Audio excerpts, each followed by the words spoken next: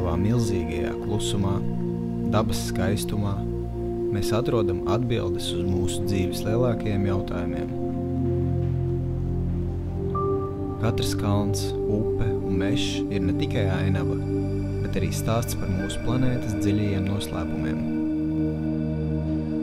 Šajā pasaulē, kurā mēs tik bieži esam aizņemti ar ikdienu, daba mums atgādina, ka mūsu eksistence ir savstarpēji saistīta ar katru koku, katru dzīvnieku un katru ūdens pilienu.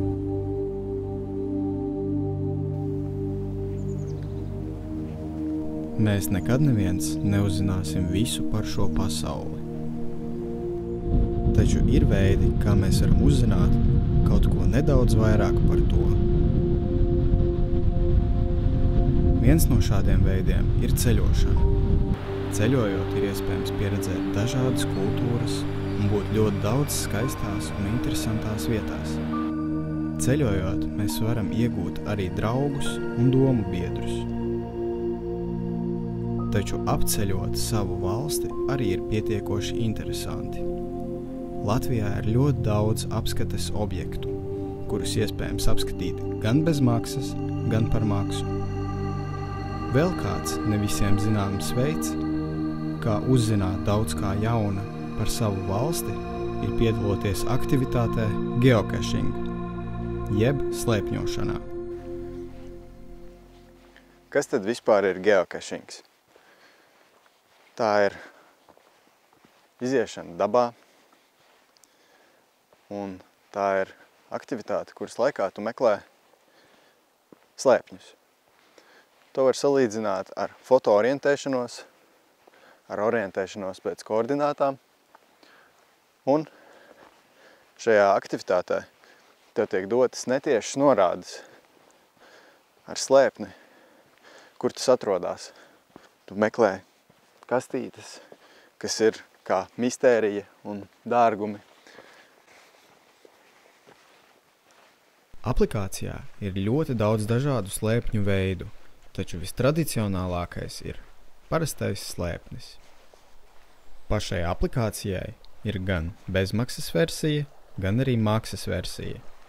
Bezmaksas versija ir pieejama visiem lietotājiem, un to var darīt jebkurš. Taču tajā nebūs tik daudz iespēju, kā tas ir premium, jeb maksas versijā.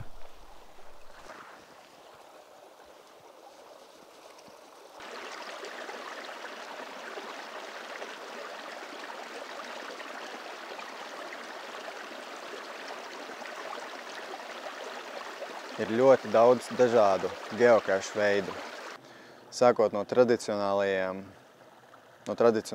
kastītēm,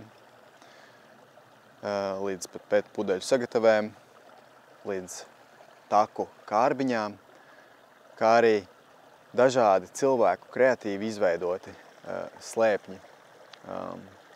To dažādība ir milzīga, un tos pat citreiz dabā nav viegli atrast. Cilvēki stundas pavada tos meklējot, un tāpat tos var neatrast. Es parādīšu tagad dažādos slēpņu veidus, kādi vispār ir. Tādi visbiežāk sastopamie slēpņu veidi ir 3. Tas ir tradicionālais slēpnis.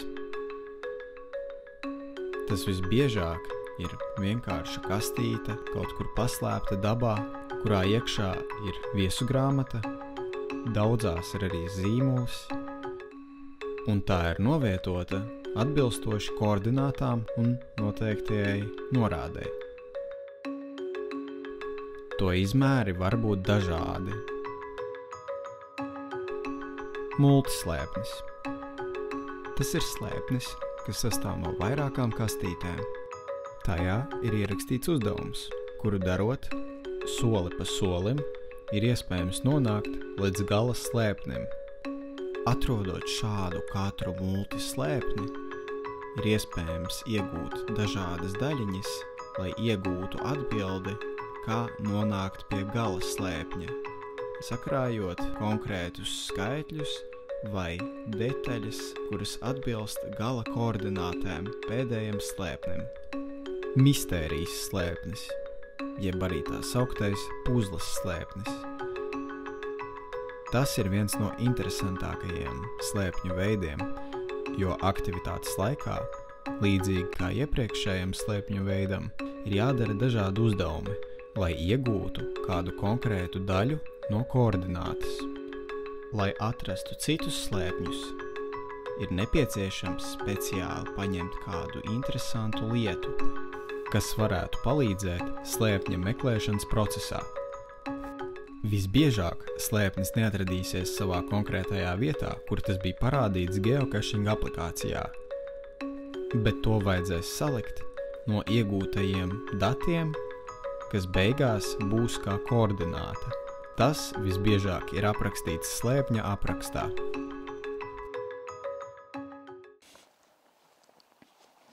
Pamēģināju, interesēju, kas tas ir, kā tas vispār notiek, kā to dara.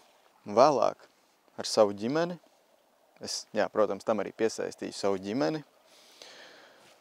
Un mēs kopā visi meklējām šos te geocachus.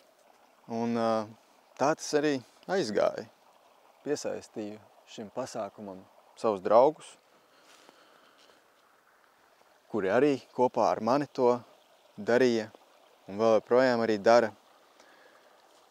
Un ļoti bieži mēs dažādos izbraukumos, kaut kur, kad braucam vai ar ģimeni vai ar draugiem, intereses pēc ieejam geocaching aplikācijā un meklējam šos slēpņus. Protams, nevienmēr izdodas atrast, un tas ir arī ļoti laikietilpīgi, jo ir daudz dažādu šo te slēpņu grūtības pakāpju. Ir tādi, kurus var pienākt un uzreiz atrast, ir tādi, kur ir nepieciešams speciāls ekipējums, lai atrastu tos. Ik viens to var darīt. Protams, ir aplikācijas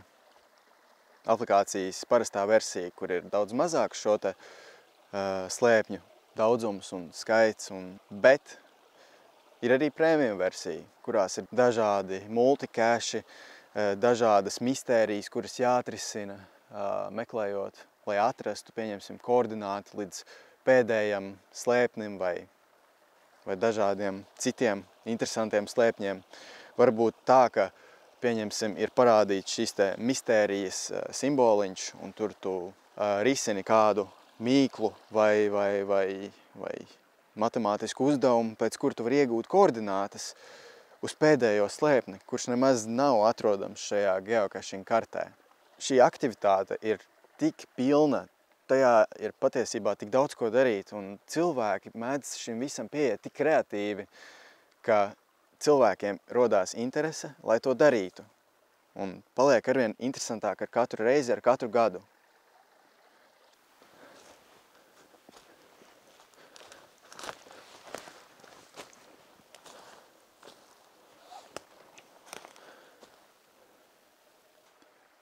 Protams, nevienmēr koordinātas slēpnim atbilst patiesībai.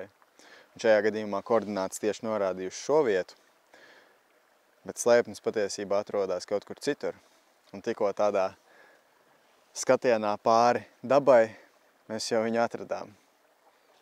Pašā geocache aplikācijā un mājaslapā ir teikts, ka slēpni nedrīkst rādīt nevienam garām gājējiem vai arī atklātā reālo atrašanās vietu.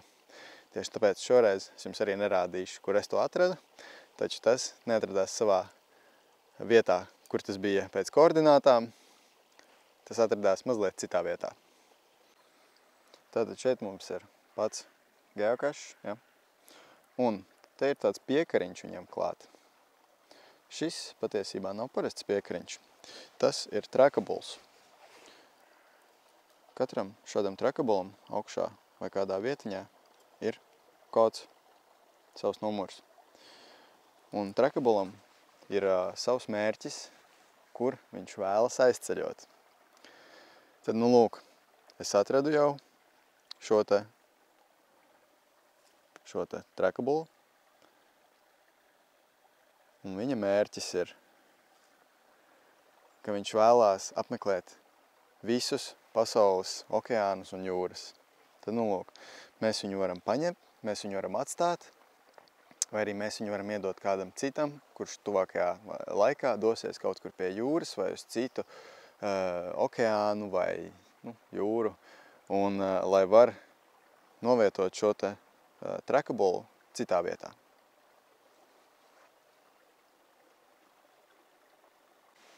Šo konkrēto trackable mēs neņemsim līdzi sev. Mēs viņu atzīmēsim, ka mēs viņu atradām un ka viņš šeit joprojām atrodas. Taču mēs viņu neņemsim līdzi, jo tuvākajā laikā es nedodos pie kādas jaunas, uz kādu jaunu jūru vai okeānu. Tāpēc, lai šo trackable paņem kāds cits ceļotājs. Daba mums Latvijā ir ļoti skaista un plaša. Vasarā ir iespēja baudīt tās silto un zaļo pusi. Saules staru izgaismotā Latvija cilvēkos arī ievieš prieka un laimes sajūtu, kuru mēs ik viens to izstarojam tālāk cits citam.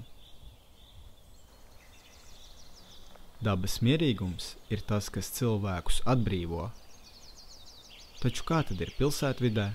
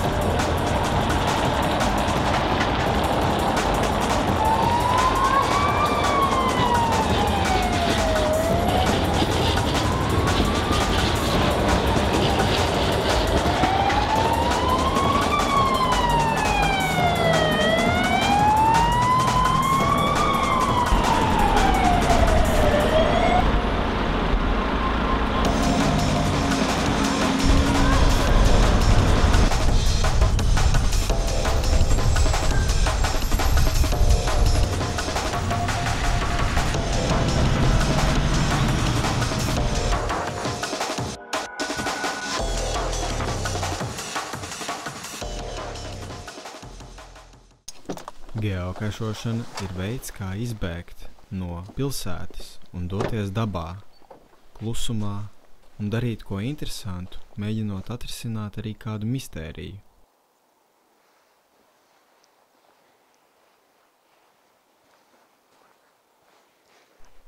Ja ir apnikušas pilsētu kaislības, burzma un stress, tad došanās dabā ir prāta sakārtošana, miera atrašana sevī.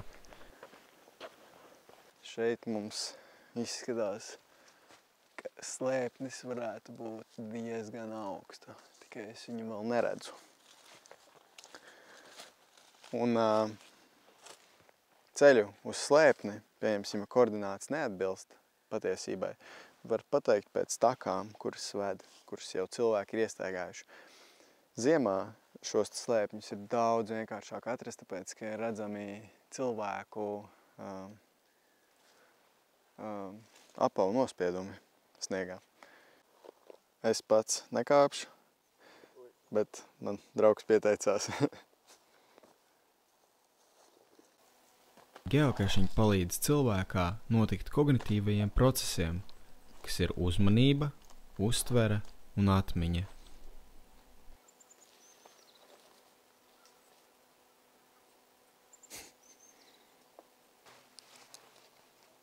Šim slēpnim nebija līdzi rakstāmais, tāpēc ir jāņem savējais arī bieži vien uz šādiem slēpņiem.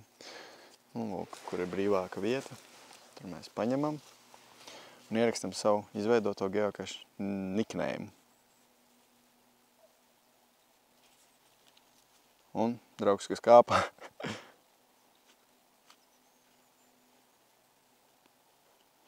Kā arī šodienas datumu, kas ir 24. Lūk. Tagad to visu mēs ieliekam atpakaļ šeit.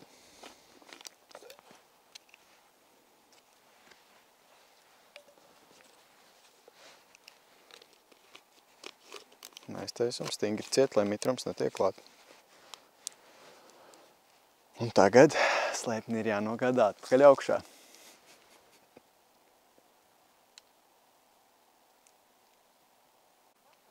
Tātad slēpnis mūsu ļoti unikālajā vietā tika atrasts. Un tagad, kas mums ir jādara, mums ir viņu jāierakstās mūsu aplikācijā, ka tas ir izdarīts. Spiežam login cache, found it, ierakstam atrasts un postojam. Tā tas arī notiek. Atrodot slēpni, cilvēks sevī arī atrod laimes sajūtu. Kad tu atrodi, tu izjūti labsajūtu.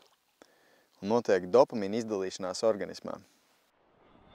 Esmu atbraucis uz vienu vietu, ļoti skaista vieta. Ļoti kalnaina, ainuvaina vieta. Un šeit arī mums ir viens slēpnītis. Pēc norādēm mums rāda, ka kaut kur kalnā. Mums ir arī norāda kalna nogāzē apmēram 40 centimetri. Wow, nu te ir tiešām kur ielikt slēpni, dažādi caurumi, bet mēs vadīsimies sākumā pēc koordinātām. Nepareizi ved mani, tad tas varētu būt te kaut kur.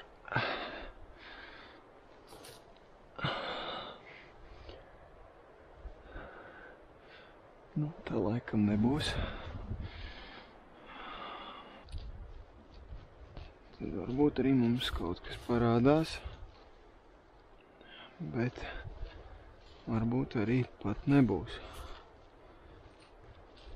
Jā, šeit laikam nebūs. Noteikti savu vietiņu arī sakārtojam pēc tam. Bet ļoti skaista vieta, ļoti skaista. Caur šo visu notiek fizioloģiski procesi cilvēkam. Šis ir tās labās atkarības. Šajā spēlē lielākā balva ir slēpņa atrašana.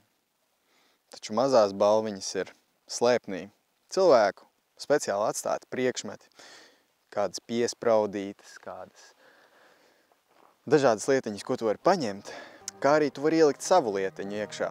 Tu vari dažādas arī, vai kādas monētas no kādām citām zemēm, vai kādu mazu mantiņu. Ik viens priecājās par tādām.